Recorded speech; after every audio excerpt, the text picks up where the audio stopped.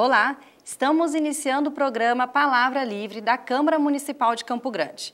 Nosso encontro desta edição é para falar sobre a importância da prevenção e do diagnóstico precoce do câncer de mama. Mundialmente conhecido, o Outubro Rosa é o mês de alerta do câncer de mama, segundo tipo de câncer que mais acomete brasileiras. A Câmara de Vereadores instituiu no município o outubro como um mês de reflexão sobre o câncer de mama. E neste mês, a Câmara ilumina a fachada do prédio de rosa para reforçar a importância da campanha de prevenção. E para falar sobre o assunto, participa do programa o Dr. Fabrício Colassino, que é oncologista, e a Letícia Mateus, que foi diagnosticada com câncer de mama este ano. Bom, primeiro eu quero começar o programa agradecendo a participação de vocês aqui hoje para falar de um assunto tão importante para a sociedade e em alta agora no outubro com o Outubro Rosa. Bom, doutor Fabrício, eu começo perguntando para você. O que é o câncer de mama e quais são os sintomas e sinais que as mulheres devem ficar atentas?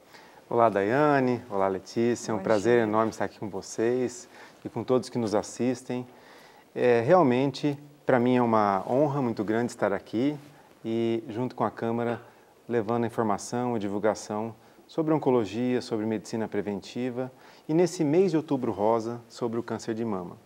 Um mês que, mundialmente, nós conversamos sobre o assunto, nós discutimos sobre o assunto, buscamos as melhores opções de rastreamento, de tratamento e de como lidar com esse problema. Nesse mês, especialmente, nós informamos a população, como o seu programa hoje, levando às pessoas informação precisa de especialista para que entendam os motivos de fazer uma prevenção, o porquê de fazer uma mamografia, o porquê e o que é o diagnóstico precoce. E no caso do câncer de mama, o que é o câncer de mama?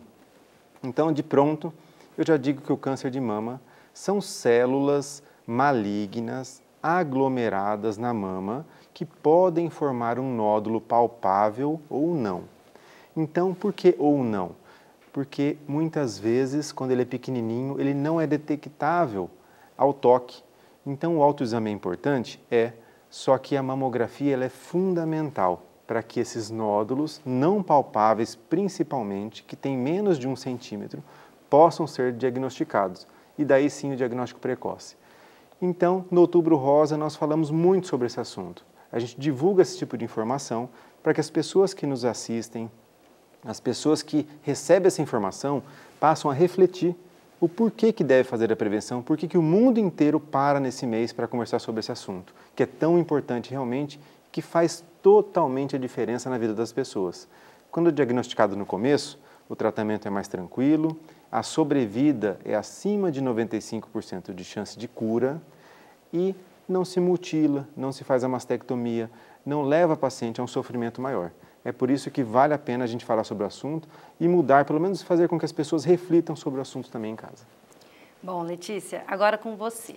Como que você descobriu o câncer de mama? Como que foi a sua história? Então, o meu câncer de mama eu descobri fazendo autoexame. Assim, por um acaso, também escorreguei a minha mão aqui e identifiquei um nódulo. Aí esfreguei outra vez, que eu achei estranho, né? E na outra não tinha. E aí, 2 dias depois, eu fui procurar o ginecologista. E ele fez o exame e ele confirmou que ali tinha um nódulo. Mole, meio pequeno, crescendo, enfim. Fui fazer a mamografia, que é muito importante, conforme o doutor falou. Tem que fazer. Uma ultrassom de mama também eu fiz. Levei, depois, no resultado, veio a biópsia. 10 dias depois, veio a biópsia e deu positivo. Então, assim, câncer de mama. Essa é a questão. É importante tanto essa questão do autoexame, como também buscar ir no ginecologista e fazer os seus exames. Tem que fazer esse cuidado, doutor? Muito boa observação. Até conversávamos aqui no Making Off e nesse momento a gente estava dizendo que mesmo com a mamografia, além dela não ser substituída pelo autoexame, ela tem que ser feita, mas também o autoexame que é realizado 1 semana após a menstruação, todos os meses, é fundamental porque a mulher ela tem que conhecer o próprio corpo. Então, qualquer alteração sutil, como a senhora mesmo comentou agora, acabou detectando isso num autoexame, que muito bem orientado pela senhora, feita de maneira a escorregar as mãos sobre as mamas, sobre as axilas também. Isso pode ser feito na frente do espelho, deitada, em pé, na hora do banho, que tem o sabonete, o sabão que escorrega com facilidade as mãos sobre as mamas. Tudo isso para quê? Para que qualquer alteração, lembrando que não deve esperar a alteração para procurar o médico. Sempre, uma vez ao ano, passar pelo clínico para que ele faça avaliação. Todos os meses, uma semana após a menstruação, fazer o autoexame.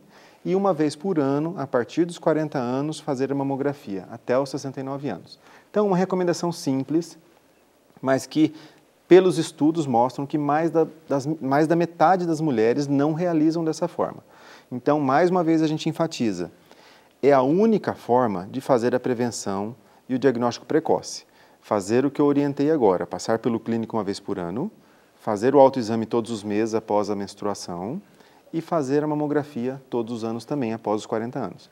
Assim, a gente consegue diagnóstico precoce e um tratamento mais tranquilo. Então, essas mulheres que não fazem, fiquem atentas, porque não tem outra forma. Eu quero que a Letícia depois diga para a gente que, mesmo ela fazendo toda a prevenção, fazendo os cuidados direitinho, surgiu um nódulo palpável já. Ou seja, ele surgiu na janela entre uma mamografia e outra, entre a avaliação prévia e a avaliação que ela fez no autoexame, e isso foi o suficiente para fazer o diagnóstico precoce e dar para ela uma condição de tratamento muito mais tranquilo, com menos sofrimento, menos mutilações, menos sequela, e voltar para a família íntegra. Esperança. Então, e muita esperança. Né? A senhora falou Muita uma palavra esperança. muito forte. Você já tinha o hábito de fazer essa questão do autoexame? Já tinha essa rotina? Só aqui em cima. Aqui, assim, não tinha muito hábito. Mas essa parte que eu estava te explicando, eu já era de costume mesmo. Mas os meus exames estavam ok. Você Eu tinha tinha feito feito exame. mamografia, estava tudo certo. Aí, uma determinada noite, eu deitei e escorreguei a mão e surgiu esse nódulo. Aí eu achei estranho, né? Eu falei, mas não tá legal isso daqui. Ainda fiquei 2 dias para ir procurar o meu ginecologista, né? E você não tinha histórico na família? Não tem nada? histórico na família de câncer de mama, sou a primeira. Não tem, parte de pai, de mãe, de nada. Sou a primeira. Mas aí, diagnosticado no começo, né? O doutor Fabrício, o anjo de jaleco, me acolheu super bem, graças a Deus. Fez a minha cirurgia. O Dr. Fabrício já foi o primeiro médico que já te atendeu nesse processo. O ginecologista me encaminhou para os procedimentos, mas aí eu tinha que ter um oncologista, né? Aí uma minha grande amiga, Janaína, que trabalhou com ele, me indicou. Aí ele foi eu e meu esposo, uma outra amiga, ele atendeu a gente, sim, super bem. E falou tudo, assim, ele me tranquilizou muito. Ali eu vi que eu não ia morrer. Porque o diagnóstico precoce possibilitou esse tratamento mais tranquilo, digamos assim, Sim. né? Que não é um tratamento tranquilo, claro, imagino a dificuldade Mas o do peso, tratamento. tirou o peso de você achar que você já tinha perdido a batalha. Porque falou câncer. É. E fiz a cirurgia, né, doutor? Graças a Deus foi tudo bem. Depois eu fiz as minhas químios na Santa Casa, super bem acolhida também, tratamento ótimo. E estou finalizando a rádio, faltam 4. Que bom. Ótimo. E se Deus quiser, eu vou tocar aquele sino. Isso. Nós iremos, Vai né, sim, doutor? Tocar vai o sino sim. da superação que tem lá. Eu conheço esse sino da Santa Casa, da Vitória, né? Da Exatamente. Vitória. Nossa, essa é uma iniciativa assim que como que motiva você? Exatamente. E nós, da equipe médica, do serviço de oncologia, o que a gente mais quer é, junto com o paciente, esse compromisso de fazer um atendimento humanizado, de verdade, né? Diferenciado, estar de mãos dadas com o paciente, a equipe toda, deixando para ele um exército todo lutando com ele.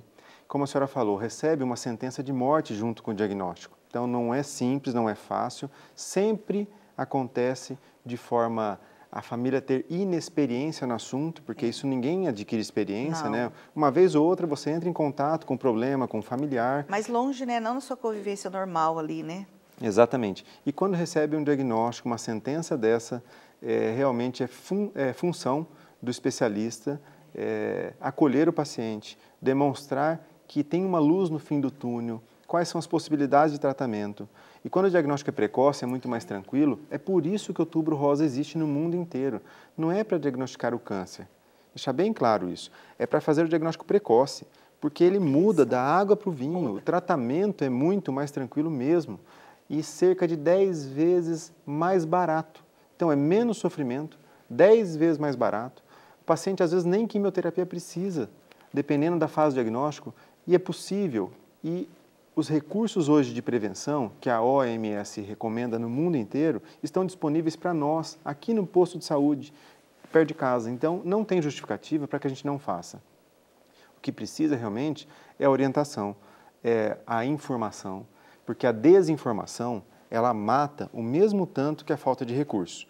Portanto, eu parabenizo aqui o programa, parabenizo a Câmara, os vereadores de ter essa iniciativa, de levar até a população informação precisa, informação clara, para que as pessoas entendam os motivos, porque eu vejo muito comum nas campanhas, no mundo todo, a maioria das vezes só dizendo outubro rosa, outubro rosa, outubro rosa. Tudo bem, nós já entendemos que outubro rosa é importante. Agora, o porquê, os motivos, detalhar o assunto e fazer com que a pessoa que está recebendo a informação, ela reflita sobre aquilo.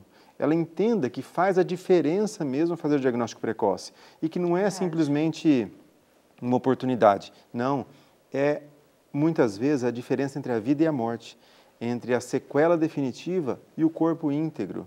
Você voltar para casa, para sua família, com o seu corpo íntegro, faz toda a diferença no emocional, no sofrimento durante o tratamento. E só tem uma forma de fazer isso acontecer. Não tem como diagnosticar precocemente se não fizer a prevenção. É isso que as pessoas têm que entender. Que se não fizer a mamografia, se não fizer o autoexame, se não passar pelo médico anualmente, dificilmente, olha, para não dizer de forma impossível, dificilmente vai fazer o diagnóstico precoce. O diagnóstico precoce consiste em nódulos tamanho de uma ervilha, tamanho de um grão de bico, pequenininho, até 1 centímetro. E é comum o paciente conseguir identificar um nódulo com nódulos ao redor de 2 centímetros, ou seja, já o tamanho de uma azeitona, O meu estava assim. Um pouquinho maior. Então, antes disso, realmente não é palpável. Nem o médico especialista experiente vai conseguir. Então, não dá para a gente esperar ter sintomas para poder fazer um diagnóstico. A gente precisa realmente lançar mão dessa medicina armada, que é a mamografia, quando necessário o médico pede um ultrassom complementar ou até mesmo uma ressonância magnética. Ou biópsia, punções, são ferramentas que o médico vai ter para iniciar uma investigação. Mas para a população, de forma geral, e reconhecido mundialmente a mamografia, a partir dos 40 anos anualmente. Bom, o Outubro Rosa é uma campanha de alerta da importância dos exames preventivos do câncer de mama, mas que também recentemente trata sobre a importância da divulgação da prevenção do câncer do colo do útero. Então, doutor Fabrício, como você mesmo estava explicando para a gente, como que é possível fazer esse diagnóstico precoce, tanto do colo do útero como do câncer de mama? Ótima introdução no assunto, câncer de colo de útero. Recentemente, nos últimos anos, tem pego carona com o câncer de mama no Outubro Rosa, dada a importância que tem mundialmente, no Brasil principalmente, porque o câncer de colo de útero ele tem a ver com HPV, que é aquele papiloma vírus humano que tem como característica a promiscuidade. Então, em alguns pontos do nosso país, infelizmente, existe o turismo sexual, existe aquele problema enorme que expõe as nossas mulheres ao HPV, a doença sexualmente transmissível, que está ligado diretamente ao câncer de colo de útero. Portanto, especialmente no nosso país, nós divulgamos bastante agora também sobre o câncer de colo de útero, que tem uma forma de prevenção muito clara, que é o Papa Nicolau, sendo realizado anualmente após a primeira relação sexual da mulher, todos os anos tem que realizar. Dessa forma, consegue-se detectar precocemente qualquer alteração que tenha no colo do útero, que também, como a mama, não tem sintomas algum no início do problema. Lembrando que a história natural do câncer de colo de útero, ela pode levar até 10 anos para levar um paciente à morte. Ou seja, a mulher ela tem alteração agora, e daqui 10 anos vai evoluindo, pode levá-la à morte. Então, é uma doença silenciosa, uma doença insidiosa, uma doença que ela vai progredindo e até um determinado momento sem dar sintomas algum. A mamografia, ela é indicada em qual situação? Porque, por exemplo, você falou que muitas vezes não é identificável esse carocinho. A partir de que momento que a mamografia é indicada? A partir de que idade também? Ótimo. A mamografia, ela tem uma função muito simples, mas muito importante e fundamental, que é fazer um raio-x da mama e identificar dentro do parênquima mamário, ou seja, da glândula da mama, que é a parte onde produz o leite, identificar qualquer calcificação ou formação de nódulo ou de agrupamento celular que dê imagem, seja de 1 milímetro, de 2, de 3, que seja o suficiente para suspeitar ou levar o médico a uma investigação mais minuciosa. O que não acontece no autoexame ou no exame clínico feito por mãos experientes também. Por quê? Esses tumores de 1, 2, 3 milímetros, 5 milímetros, eles não são palpáveis, mesmo em mãos experientes. Então, a mamografia, por que ela é feita após os 40 anos? Primeiro, porque dos 40 aos 69 anos tem a maior incidência de câncer de mama. Segundo, porque a mama já é lipossubstituída nessa fase, ou seja, a mulher já amamentou, a mama já foi substituída por um pouco de gordura, que é natural, fica um pouco mais pendular, isso é natural do ser humano, e facilita a imagem, esse raio-x que eu falei da mama, a identificar alguma alteração dentro do parênquima glandular, dentro da glândula mamária. Coisa que não acontece abaixo dos 40 anos, porque a mama é densa, a mama ela é mais túrgida, ela é natural, até pelo efeito hormonal da mulher. O raio-x não é possível penetrar e identificar alterações, ele fica todo branco. Por isso é que abaixo dos 40 anos nós lançamos mão, quando necessário, da ressonância magnética e do ultrassom. E eles são exames feitos por indicação, não como rastreamento. Para o rastreamento, é mundialmente conhecido a mamografia e o necessário e o suficiente. Portanto, a mamografia, a partir dos 40 anos, sendo realizada anualmente até os 69, é a forma mais correta e preconizada, tanto pelo Ministério da Saúde quanto pela Organização Mundial de Saúde, para as nossas mulheres no Brasil e no mundo inteiro. Tem fatores que aumentam o risco do câncer de mama? Como, por exemplo, 2 fatores que você já citou aí. A questão hormonal. A gente ouve falar muito da questão do anticoncepcional e da amamentação. Essas duas situações, elas influenciam? Influenciam muito e muito importante o que você falou. Primeiro, da parte hormonal. A menarca, que é o início da menstruação, quando ela acontece antes da hora, ela vai expor a mulher a mais tempo pelo bombardeio hormonal natural da mulher, que é o estrógeno. Assim como a menopausa tardia, ou seja, ficou mais tempo exposta ao hormônio feminino natural, que é o estrógeno, por um tempo maior do que as mulheres que começaram a menstruar na época normal, a menarca, e terminaram a menopausa na época normal também. Então, essa exposição hormonal ela é importante porque 80% dos tumores têm influência hormonal. Um dos componentes que causou o nódulo, o tumor, foi o hormônio. Outro componente importante é a genética. Então, ter os pais, irmãos, filhos com câncer influenciam na sua genética. Outra coisa é o emocional, imunológico, o estresse do dia a dia. Depois eu quero que a Letícia fale sobre a experiência dela em relação a isso. E a amamentação, que é muito importante. Amamentar é um fator de proteção. Ter filhos e amamentar é um fator de proteção, principalmente quando realizado por mais de 6 meses cada filho. Então, deixar de amamentar, isso é um fator que pode piorar, porque durante a amamentação existem alterações hormonais de proteção para a mulher, para a mama da mulher.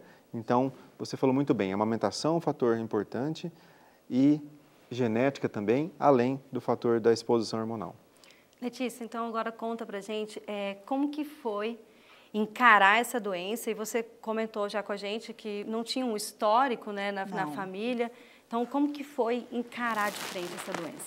Então, eu também acredito que tenha sido um pouco do emocional, né, que eu tive uma perca o ano passado do meu filho, em junho, e aí em fevereiro para março descobri o câncer de mama. E eu também tenho os hormônios, né, igual o doutor falou, anticoncepcional, então também todo esse histórico, né. Eu acredito que tenha juntado um com o outro. E, assim, enfrentar foi bem complicado, porque eu já estava vindo de uma perca e o câncer de mama parou a minha vida. Da noite para o dia, assim, eu parei. Parei tudo. Parei trabalho, parei tudo. Fui me dedicar ao tratamento e a caminhada de ter que viver também sem o meu filho. Sim. Nossa, né? E eu acho que é por isso assim, que o câncer, no começo, até eu ter os conhecimentos que eu tive, ele me assustou, mas depois, com a batalha que eu estava enfrentando, assim, ele não me derrubou. E quando eu fui perder os cabelos também, eu não fiquei triste. Falei, perdeu os cabelos, vai nascer outros, né? Sendo que o que eu tenho que superar é uma coisa que não tem volta, então o que é um cabelo, né? E eu fiquei de boa, tirei meu cabelo, fiquei feliz, assim, fui vivendo do meu mundo. Deus vai, ele dá para a gente o que a gente consegue aguentar, ele conhece nossas estruturas, né? Então eu vou encarar, família, meu marido me apoia muito, meus amigos, eu não fico sozinha nem um minuto. Família e os amigos também são fundamentais. Nossa, eu tenho que agradecer eternamente a meu marido, a minha família, meus amigos e o médico, o Anjo de Jaleco. Obrigado. E toda a nossa equipe lá da Santa Casa, porque, Isso. gente, eu falo, olha, lá é um coração de mãe bem grande. O tratamento é humanizado. Totalmente. Você tem amparo, assim, desde a senhorinha que te leva um café, Que bom. até as meninas da recepção que te atende. Então, é só gratidão mesmo e ter fé. Positividade traz a cura, né? Tem que ter fé e a gente não pode esmorecer. A vida segue, triste ou feliz, com câncer, com filho, sem filho. Enfim, são coisas da vida e a gente tem que ter força, fé e esperança. Olha, a senhora falou sobre a família, né? Hoje eu fiz um post nas minhas redes sociais que a família é metade do tratamento. Mas é verdade. Família, os amigos, as pessoas mais próximas, né? Incluo a equipe também que fica comprometida, porque o paciente ele enfrenta esse estresse, ele enfrenta esse momento de tanta dificuldade, mas quando ele tem suporte familiar, de amigos, suporte profissional e tudo acontece dentro do previsto, a caminhada é muito mais light, muito mais tranquila. Né? Fica mais fortalecido e isso ajuda. E aquele né? sofrimento emocional, aquele trauma emocional, vindo já de um problema enorme que a senhora teve na família, pessoal, realmente faz a diferença. Né? Faz totalmente diferença. E eu parabenizo a senhora por usar a história da senhora como exemplo para as mulheres. Eu que agradeço a oportunidade de estar partilhando com vocês e dizer assim, para as mulheres, gente, se toque, se ame, conheça seu corpo, viu algo de anormal, não tenha medo. Vá em busca da cura, porque tem. Os profissionais estão aí para nos receber de braços abertos. Há muita esperança nesse caminho, né? Muita Apesar esperança. de difícil, há muita esperança. Muita esperança. E no meio dessa pandemia toda, como que está sendo você encarar o tratamento dentro dos hospitais? Como que está essa questão? Então, eu estou tranquila, em nenhum momento eu tive receio de pegar nada, porque você chega lá, é tudo tão assim, certinho, te dá uma segurança. Estou em casa certinho com as pessoas que eu convivo, né? Não estou saindo, estou fazendo a minha parte, mas de ir nos hospitais eu não tenho receio. Tem que ir, né, Letícia? Tem que se cuidar. Eu deixo para ir nos hospitais, evito de ir em outros lugares, mas eu vou lá. Tudo certinho. É sua prioridade, tá certo. Não tive receio de pegar Covid nem lá, nem no outro. Doutor Fabrício, e tem hábitos que a gente possa estar prevenindo o câncer de mama? Tem sim. Primeiro, falar da atividade física e também da alimentação. São duas formas, ou seja, mudança de estilo de vida que faz toda a diferença. Tem estudo científico comprovando que o uso do álcool, bebida alcoólica, leva ao maior número de câncer de mama nas mulheres. Portanto, levar uma vida saudável, numa alimentação baseada, rica em fibras, legume, verdura, fruta, tudo que é saudável, menos fritura, menos gordura, até porque a obesidade é um fator de risco também, onde converte o hormônio feminino na periferia, que a gente fala que é a gordura do corpo, e em estrógeno, e é onde tem o maior número de bombardeio hormonal para a mama. Então, alimentação saudável é fundamental e comprovada a sua eficácia, e atividade física, fazendo pelo menos 3 vezes na semana, 30 minutinhos de caminhada, de atividade física regular. É isso aí, acho que vale para a vida, né? Para nós todos. Os bons hábitos, né? São os bons hábitos que a gente tem que buscar ter. E quais são os tipos de tratamento existentes? A gente estava conversando aqui antes de começar o programa, né? Que aqui mesmo em Campo Grande nós temos os melhores recursos, os melhores tratamentos. Quais são os tratamentos que a população pode ter acesso? Ótima pergunta. De forma simples eu respondo dizendo que são 3. Modalidade cirúrgica, ou seja, a cirurgia necessária para remover o tumor, com margem de segurança. Muitas vezes é necessário retirar os linfonodos, né, as ínguas debaixo do braço, para o câncer de mama.